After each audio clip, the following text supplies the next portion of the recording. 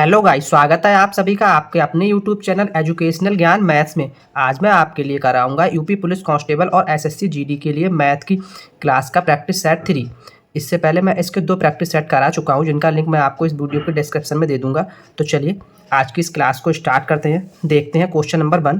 Question number 1 में हमें दिया है, यदि 2x + 3 रेशियो 5x + 4 3:4 का 3 घना अनुपात है। क्या बोला है? घना अनुपात है। तो x का वर्ग ज्ञात करना है, क्या होगा? तो ये अच्छा क्वेश्चन है और ये यूपी पुलिस कांस्टेबल 2018 में आया हुआ क्वेश्चन है। तो चलिए इस क्वेश्चन को सॉल्व करते हैं। मैंने इस क्लास में जो भी क्वेश्चन लिए वो सभी PYQ क्वेश्चन है। तो वीडियो के साथ लास्ट तक बने रहिएगा और वीडियो को लाइक कीजिएगा, शेयर कीजिएगा और क्लास अच्छी लगे तो चैनल को सब्सक्राइब कीजिएगा। चलिए इस क्वेश्चन को सॉल्व करते हैं। इसने दिया है 2x + 3 रेशियो 5x + 4। ये जो है 3:4 का 3 घना अनुपात है।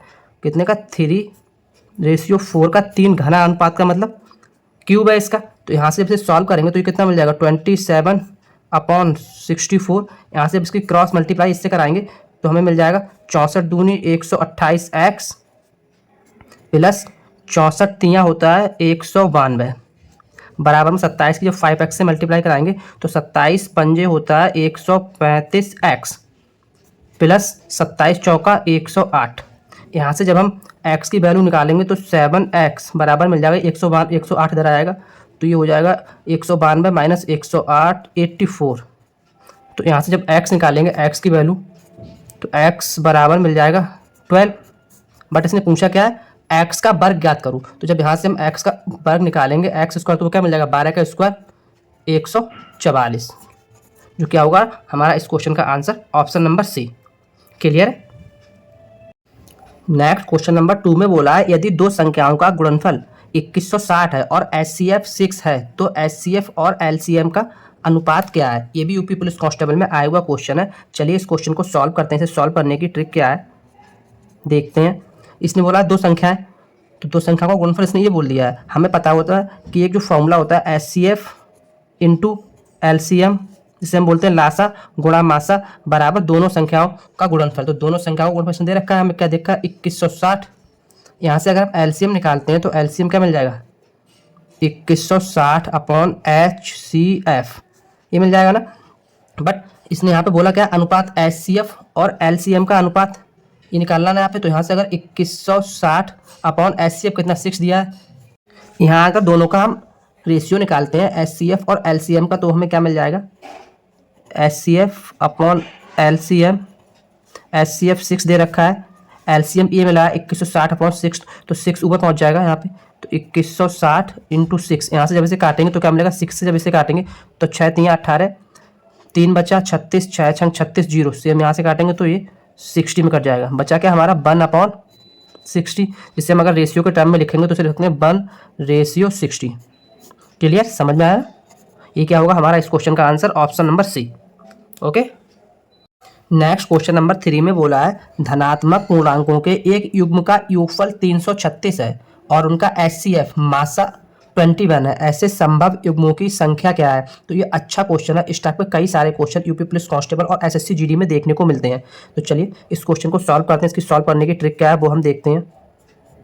अगर ऐसा क्वेश्चन आपको एग्जाम में मिलता है तो करना क्या होता है? जो HCF दिया है, HCF हमारा जो यहाँ पे युग्म है, इसमें जो संख्या है उन दोनों में कॉमन होगा। तो इस HCF से जो कुल योगफल है इसको डिवाइड करते हैं। तो कुल योगफल कितना है? 336 डिवाइड बाई 21। जब इससे डिवाइड करेंगे तो क्या मिलेगा? एक बार में कटेगा, फिर यहाँ पे रह जाएगा 9 और 3 12 126, तो 21 छंगा 126 होता है। तो यहाँ से कितना मिल जाएगा? 16। क्या मिला हमें? 16। मीन्स यहाँ पे जो युग्म होंगे उन युग्म में जो संख्याएं होंगी, जो सह अभाज्य संख्याएं होंगी, इस जो युग्म मिलेंगे वो हमें कोप्राइम सह अभाज्य संख्याओं के मिलेंगे। ठीक है।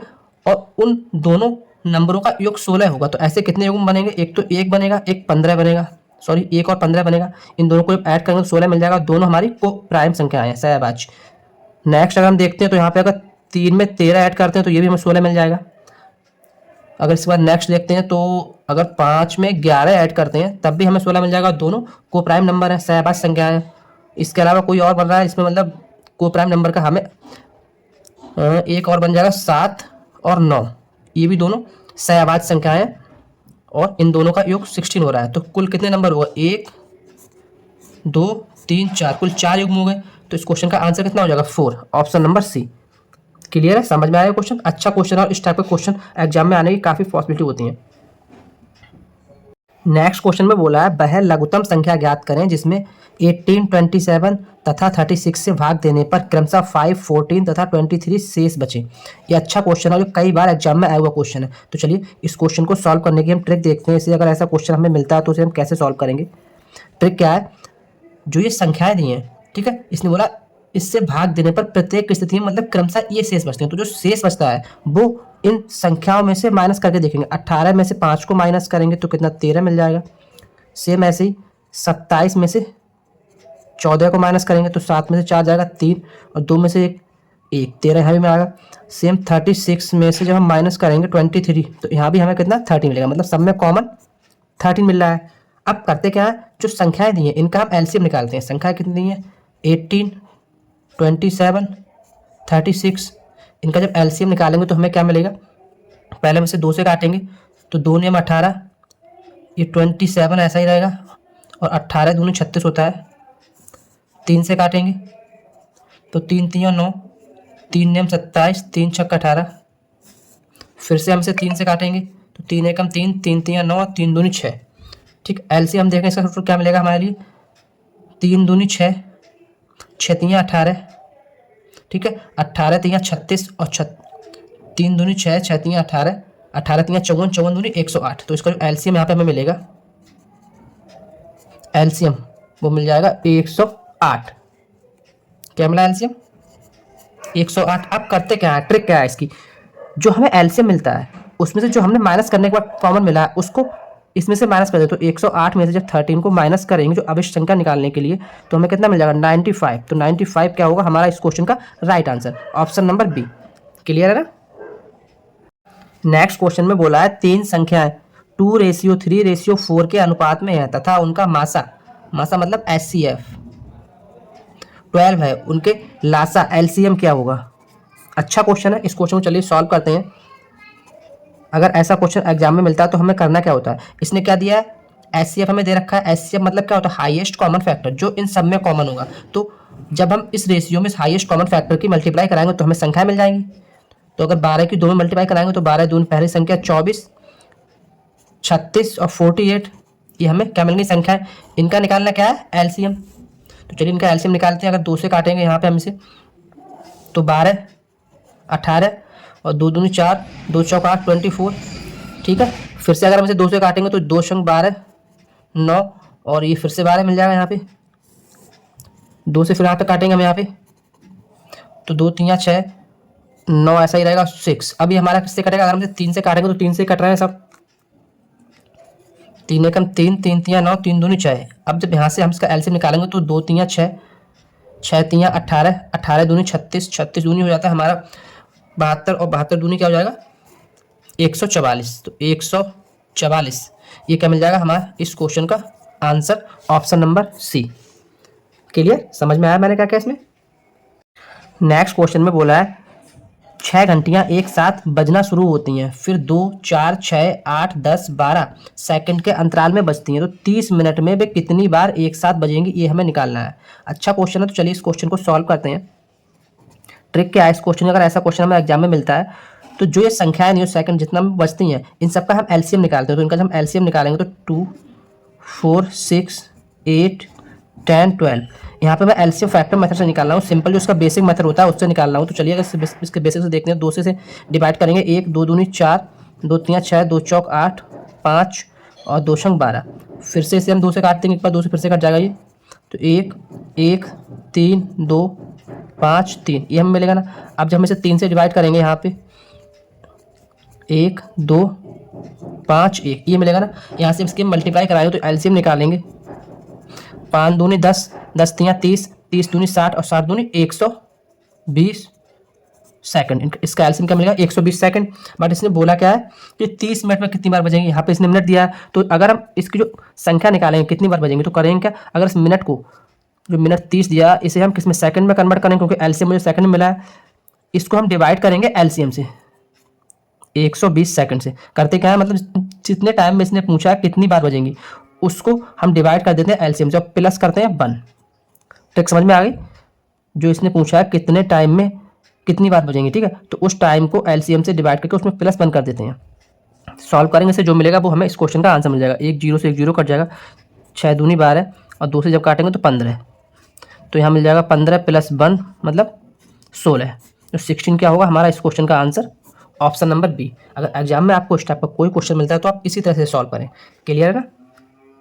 नेक्स्ट क्वेश्चन में बोला है वह सबसे छोटी संख्या जिसे 6709 में जोड़ने पर योगफल 9 से विभाजित हो तो संख्या क्या है? तो इस टाइप के क्वेश्चन को देखकर हमें काफ़ी कंफ्यूजन हो जाती है, बट यह मात्र एक लाइन का क्वेश्चन है। इस क्वेश्चन को सॉल्व करने की ट्रिक क्या है वो मैं आपको बताता हूँ। हमें जो 9 से विभाजित करने का रूल क्या है कि जो संख्या दी है उसके अंकों का योग 9 से डिवाइड होना चाहिए। तो इसके अगर हम योग करके देखते हैं तो क्या हो जाएगा? 6 और 7 13, 13 और 9 22, क्या हुआ? 22 22। क्या 22 9 से डिवाइडेड है? नहीं। तो इसमें हम ऐसा क्या जोड़ें कि हमें 9 से डिवाइडेड होने वाली संख्या मिल जाए। तो इसमें अगर प्लस हम 5 करते हैं तो कितना मिल जाएगा? 27। तो 27 हमारा किससे 9 से हो जाएगा डिवाइड, ये 9 से डिवाइड हो रहा है, तो हमने क्या जोड़ा? 5 जोड़ा, तो ये 5 क्या हो जाएगा हमारा इस क्वेश्चन का answer? Option number D.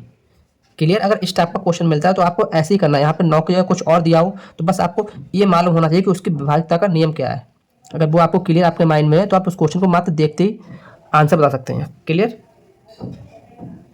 Next question number 9 में बोला है कुल कितनी 3 अंकीय संख्याएं 6 से डिवाइडेड होंगी, ये हमें निकालना है। एक अच्छा क्वेश्चन और यूपी प्लस कांस्टेबल में आया हुआ क्वेश्चन है। तो चलिए इस क्वेश्चन को सॉल्व करने की इसकी ट्रिक देखते हैं क्या है। अगर ऐसा क्वेश्चन आपको एग्जाम में मिलता है तो हमें करना क्या होता है। इसने बोला कुल कितनी 3 अंकी है, तो पहली 3 अंकी संख्या कौन सी होगी? 100। और लास्ट 3 अंकी संख्या कौन सी होगी?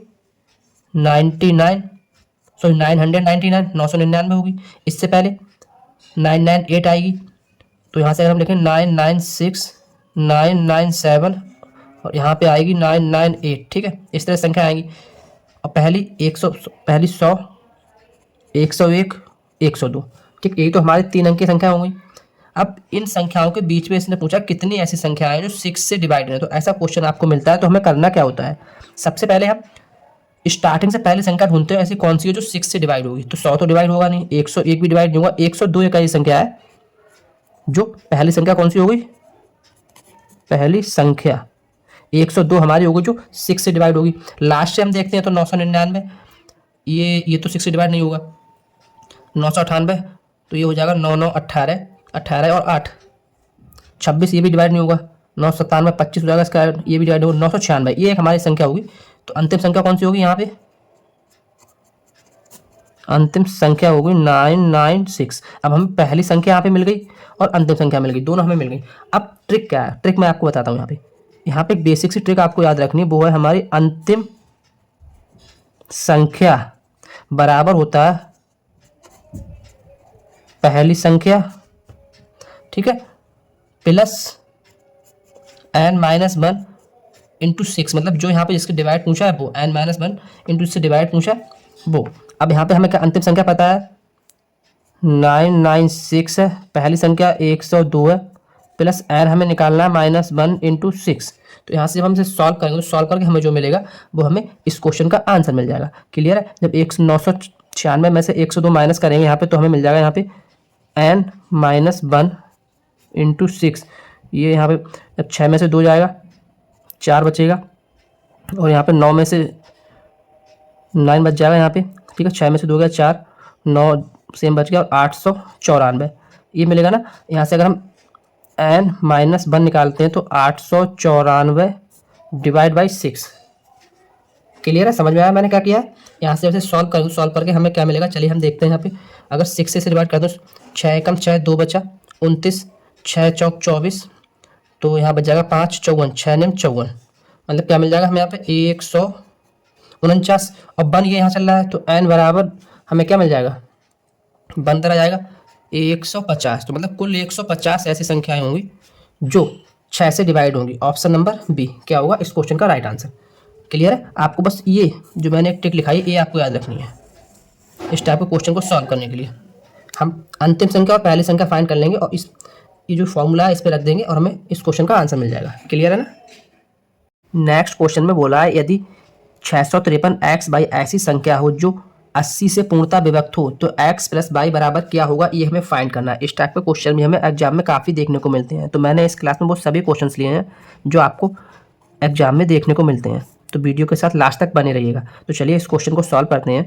यहाँ पे हम करते क्या है, ऐसा अगर हमें क्वेश्चन मिलता है तो जो हमें संख्या दी है इससे उसने डिवाइडेड पूछा है, उसको हम ऐसे को प्राइम फैक्टर में डिवाइड करते हैं, किन्हीं दो को प्राइम फैक्टर्स में डिवाइड करते हैं। तो अगर हम 80 को हम को प्राइम फैक्टर्स में डिवाइड करेंगे तो इसे हम देखेंगे 5 × 16, ये दोनों क्या 16 पंजे 80 होता है। को प्राइम फैक्टर क्या होते हैं, जिनमें कॉमन बन आ रहा हो, तो दोनों में कॉमन बन आ रहा है, ये हमारा क्या होगा, इन दोनों के फैक्टर। अब चेक क्या करते हैं, ये जो संख्या है अगर वो 80 से पूर्णतः डिवाइड है तो वो 5 और 16 से भी पूर्णतः डिवाइड होनी चाहिए। ऐसा हम करते क्यों है, वो इसलिए करते हैं क्योंकि 5 और 16 के जो डिविजिबल रूल है वो हमें पता है, बट 80 में नहीं पता है। तो हम अगर 5 का रूल क्या होता है डिवाइड करने का वो हम देखते हैं, तो लास्ट में या तो 5 हो या 0। तो यहाँ से हमें एक चीज़ तो मिल गया कि y बराबर 0 होगा या 5 होगा। तो हम अगर यहाँ पे y बराबर 0 ही लेते हैं, y बराबर 0 लेके चलते हैं, तो x बराबर मतलब 5 का तो हमें रूल फॉलो कर गया। अब हमें चेक करना है 16 से, तो 16 से चेक करने के लिए अगर हम x बराबर हमें यहाँ पे 6 पुट करेंगे, तो पुट करके देखते हैं क्या है संख्या, 6 5 3 6 0।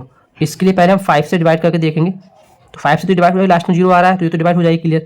अब इस संख्या को जब हम 6 5 3 6 0 को जब 16 से डिवाइड करके चेक करते हैं, जब 16 से डिवाइड करेंगे तो 16 चौक 64, ये एक बचेगा, ये हो जाएगा 136, तो 16 8 128 होते हैं। तो यहाँ से कितना बच जाएगा, 8 0 80 16 पंजे 80, ठीक है। मतलब ये 16 से भी डिवाइड हो रही है और 5 से भी डिवाइड हो रही है। तो मीन्स हम वैल्यू क्या लेंगे, y बराबर 0 और x बराबर 6, ठीक। तो अब पूछा क्या है इसने, x प्लस वाई, तो x प्लस वाई की वैल्यू में निकालनी है। x हमारी 6 है, बाई 0 है, तो यहाँ से क्या मिल जाएगा 6, जो क्या होगा हमारा इस क्वेश्चन का answer option number B. Clear है ना।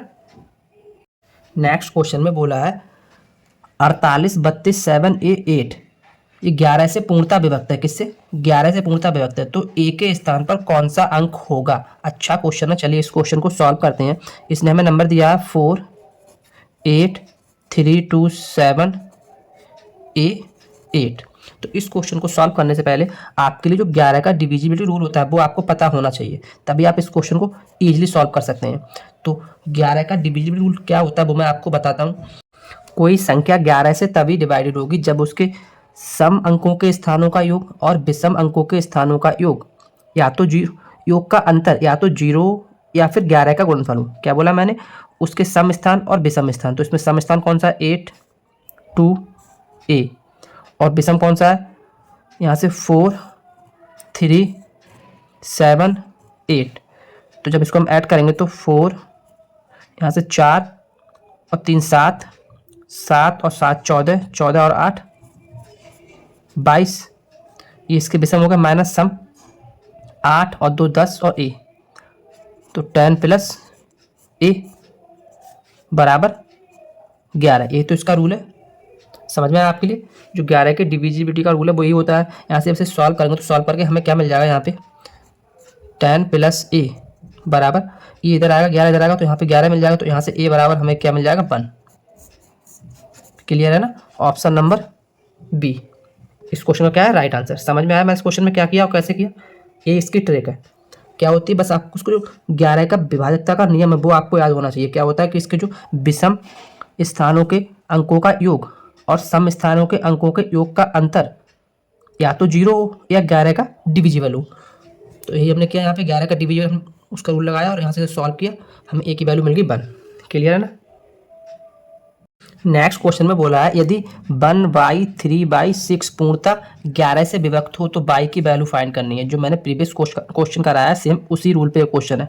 तो ट्रिक क्या है, 11 से डिविजिबिलिटी का रूल क्या है, इसके जो विषम स्थान है इनके अंकों का योग क्या है, 1 और 3 4 और 6 10, और सम स्थानों के अंकों का योग y प्लस y है, मतलब 2y। इन दोनों का जो अंतर है वो या तो 0 या 11 का फैक्टर हो।